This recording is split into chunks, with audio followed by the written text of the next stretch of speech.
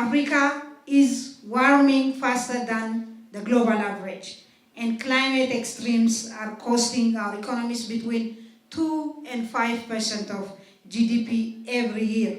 Communities across our continent, from Ethiopia's drought-stricken lowlands to flood-prone river basins, are carrying the burden of a crisis they do not create. Africa not contributing significant emissions, probably less than 4%, but bearing the costs of climate change more than proportionally. So here in Ethiopia, we also face those extreme events. This is why the call for climate justice is not political.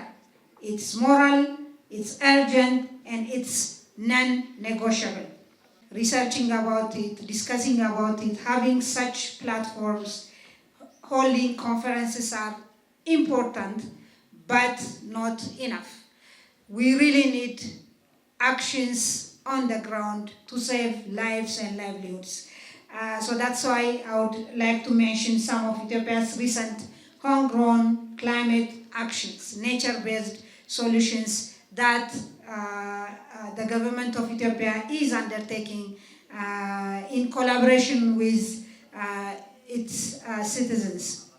Ethiopia has long recognized the urgency of climate change. So in all our plans, policies, we have mainstreamed climate actions. We have standalone climate resilient green economy strategy long ago, long before the Paris Agreement was signed in 2011. We have also updated our nationally determined contributions. So we are working on finalizing the third NDC, which will be submitted in September on time. We have also crafted our long-term low-emission development strategy, which envisions to create a net zero economy by 2050. Coming to the actions, through the Green Legacy Initiative, launched in 2019, spearheaded by our Prime Minister, Dr. Abiy Ahmed, Ethiopia have planted over 48 billion seedlings with a target of reaching 50 billion in 2026. This has restored degraded land, reduced soil erosion, improved food security, and created green jobs, among other things. Ethiopia has rehabilitated more than 50 million hectares of degraded land through area enclosure and watershed management. In energy aspect, Ethiopia generates over 96% of electricity from renewable sources. So for us, it's not energy transition, so to speak, it's more of an access question. We are also expanding investment in solar, wind, and geothermal projects as well. The renowned, the Grand Ethiopian Renaissance Dam sets to add over 600 megawatts, making Ethiopia a clean energy powerhouse. With our renewable energy, we are powering East Africa as well.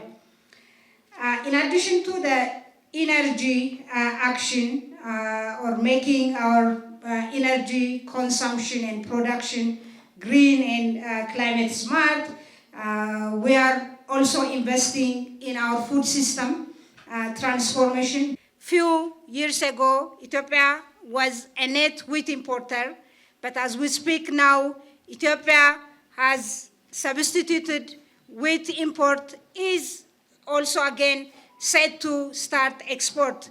And if you look in the internet now, Ethiopia is among wheat exporters in just few years, changing history of being net wheat importer for more than 6 decades. The city renovation that you see in Addis and elsewhere in more than 60 cities in the country is happening in a way to make our cities sustainable and climate smart, encouraging e-mobility, hundreds of kilometers of bicycle lanes and infrastructure that really encourages non-motorized transport as well. You know, a decent pedestrian you see across Addis is also happening elsewhere. Riverside development projects that you might get the chance to see is also one of the actions that we are making on the ground, in addition to having the policies and having such discussions, making an actual impact on the ground. So these are not just some climate actions. They are foundations of a vision where development and sustainability work hand in hand.